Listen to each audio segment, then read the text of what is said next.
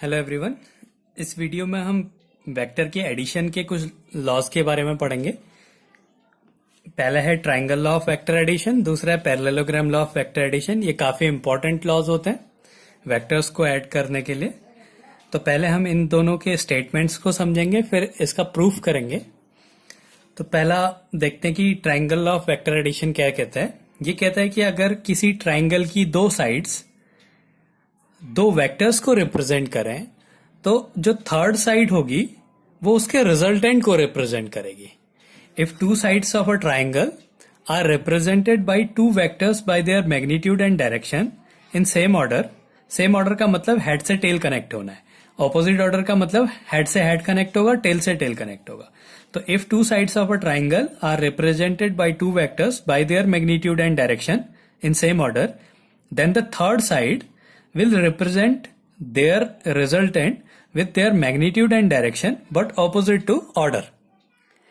If two sides of a triangle, किसी triangle की दो sides are represented by two vectors, एक side ये एक साइड ये, माना ये ट्राइंगल की दो साइड्स हैं, ये किसी वेक्टर को दो वेक्टर्स को रिप्रेजेंट कर रही है, तो जो थर्ड साइड होगी वो उसके रिजल्टेंट को रिप्रेजेंट करेगी। ये इसके रिजल्टेंट के इक्वल होगा। ये triangle law of vector addition है। दूसरा है parallelogram law of vector addition. इसमें क्या कहता है कि अगर दो एडजेसेंट साइड, किसी पैरेललोग्राम की दो एडजेसेंट साइड दो कोइनिशियल वेक्टर्स को रिप्रेजेंट करे। कोइनिशियल वेक्टर मतलब जिसका स्टार्टिंग पॉइंट एक ही हो। तो एक पी है एक क्यू है, दो कोइनिशियल वेक्टर्स हैं। ये एक पैरेललोग्राम की दो एडजेसेंट साइड को रिप्रेजेंट कर रहा है। तो जो उसी पॉइंट से जो डायगोनल होगा वो उसके रिजल्टेंट के इक्वल होगा। ये पैरेललोग्राम लॉ है। If two adjacent side of a parallelogram are represented by two coinitial vectors with their magnitude and direction, then the diagonal from the same point, उसी पॉइंट से जो डायगोनल होगा, will represent their resultant with their magnitude and direction. तो जो diagonal होगा उसी point से वो उसके रिजल्टेंट को रिप्रेजेंट करेगा। तो इसको फिर से बना देता हूं मैं। माना एक पैरेललोग्राम है, ये एक पैरेललोग्राम है। इस पैरेललोग्राम की ये दो एडजेसेंट साइड हैं और ये दो एडजेसेंट साइड दो कोइनिशियल वेक्टर्स को रिप्रेजेंट कर रहा है। ये माना दो वेक्टर है, एक वेक्टर P है, एक वेक्टर Q है। ये कोइनिशियल वेक्टर हो गए और ये जो दो साइड्स हैं ये कोइनिशियल एडजेसेंट साइड है। तो उसी पॉइंट से जो डायगोनल होगा वो उसके रिजल्टेंट को रिप्रेजेंट करेगा। तो ये जो डायगोनल है उसी पॉइंट से वो इसके रिजल्टेंट के इक्वल होगा। R equals to P plus Q। ये इनके स्टेटमेंट्स हैं। अब हमने क्या करना है, इनको प्रूफ करना है। प्रूफ में हम क्या करेंगे कि इस रिजल्टेंट की वैल्यू क्या होगी। अगर ये वेक्टर P है जिसमें ये जो डिस्टेंस है ये P है और ये जो डिस्टेंस है ये Q है। ये कहता है कि डायरेक्शन और मैग्नीट्यूड को रिप्रेजेंट कर रहा है वेक्टर।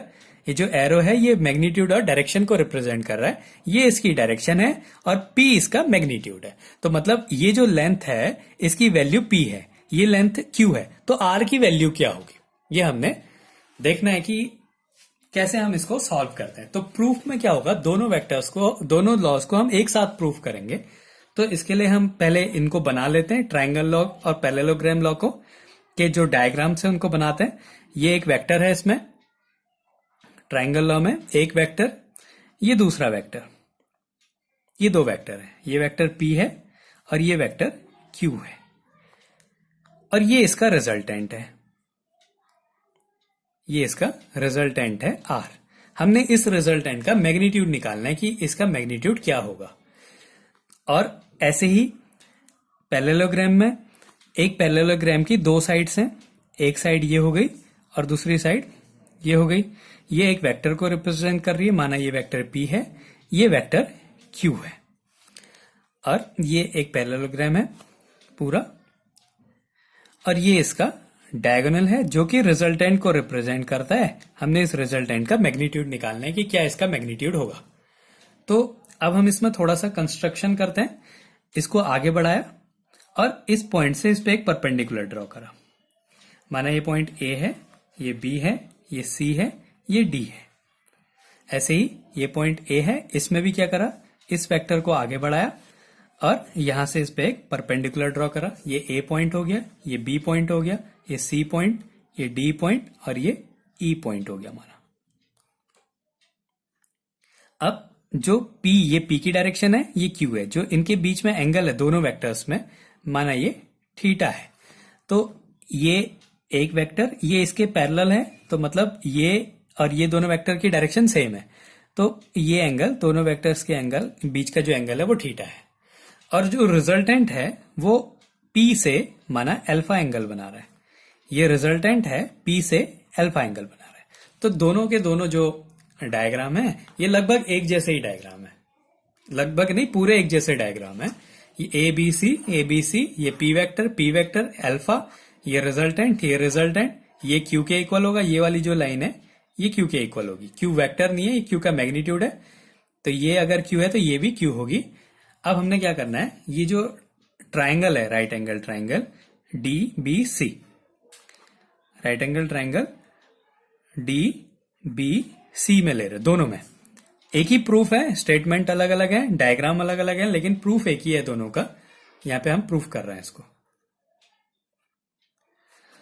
तो यहां पे भी triangle, right angle triangle DBC लेते हैं, तो इसमें हम cos थीटा अगर लगाएं तो cos थीटा इक्वल्स टू क्या होता है, बेस अपॉन हाइपोटेनियस। बेस की वैल्यू है BC, हाइपोटेनियस क्या है BD, base BC, hypotenuse BD।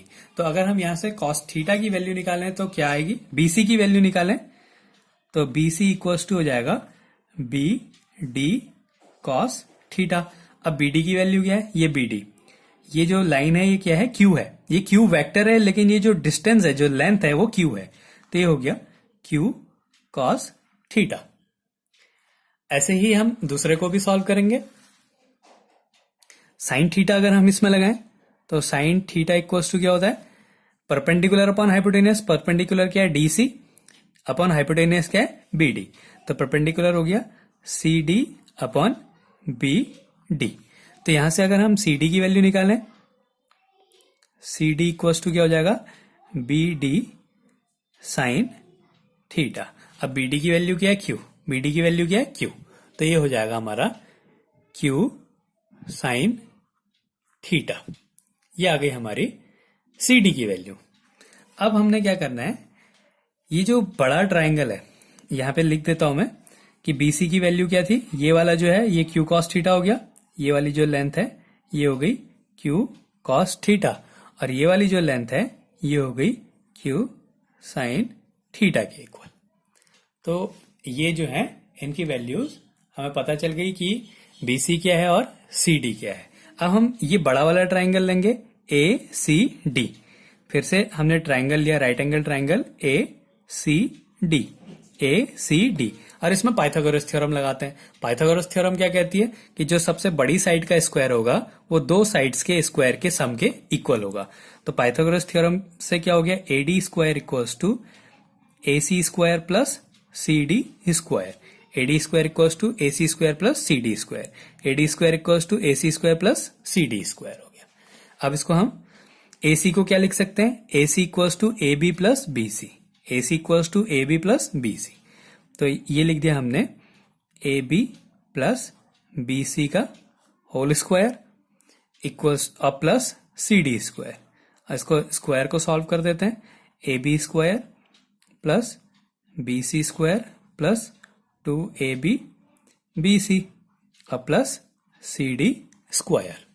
अब AD स्क्वायर क्या है, R, ये मैग्नीट्यूड है इसका R, तो R square equals to AB, AB की वैल्यू क्या है P है, P square plus BC, BC की वैल्यू क्या है Q cos थीटा, BC की value Q cos theta, square करेंगे Q square cos square theta plus 2AB की वैल्यू P और BC की वैल्यू Q cos थीटा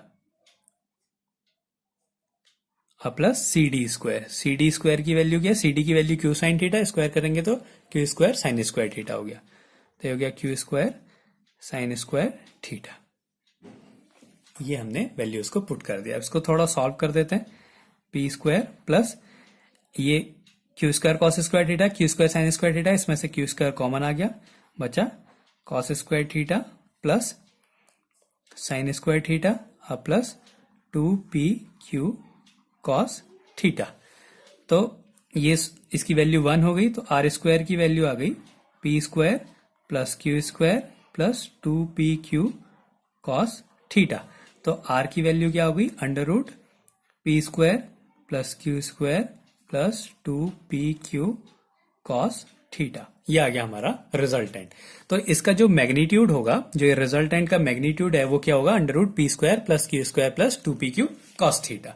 यहाँ पे कुछ कंडीशंस भी बन सकती हैं कि अगर इनके बीच का एंगल 0 है, मतलब एक वेक्टर, ये वेक्टर p है, अगर थीटा इक्वल्स टू 0 डिग्री है, मतलब ये वेक्टर p है और जो q वेक्टर थीटा एंगल बना रहा था वो 0 एंगल बना रहा, मतलब पैरेलल है दोनों, मतलब एक ही लाइन पे है, तो ये q है। तो अब क्या हो गया, cos 0 हो गया यहाँ पे।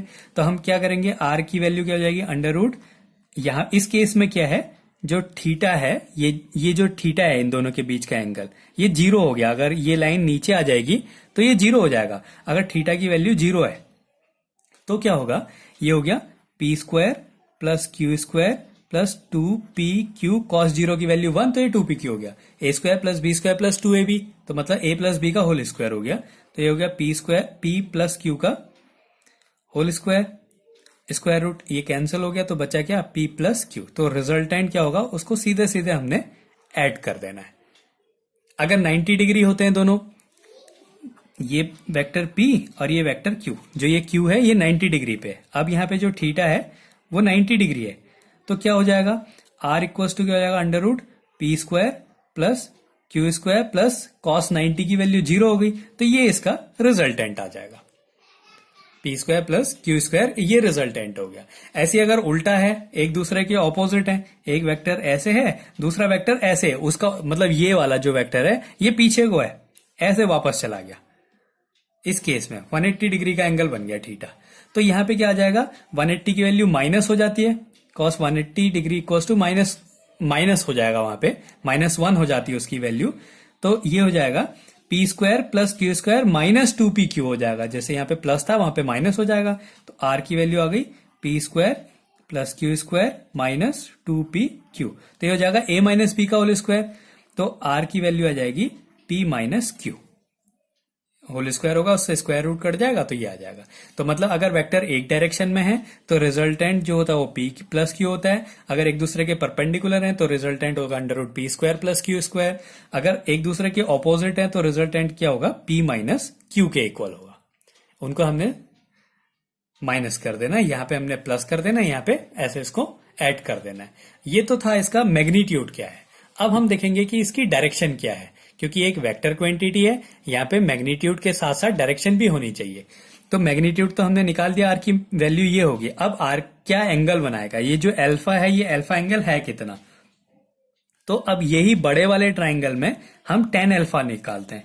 tan alpha equals to tan theta equals to perpendicular upon base होता है। तो परपेंडिकुलर हो गया CD, अब बेस हो गया AC, परपेंडिकुलर CD, बेस हो गया AC, तो हो गया CD अपॉन AC। अब CD की वैल्यू क्या है, CD की वैल्यू है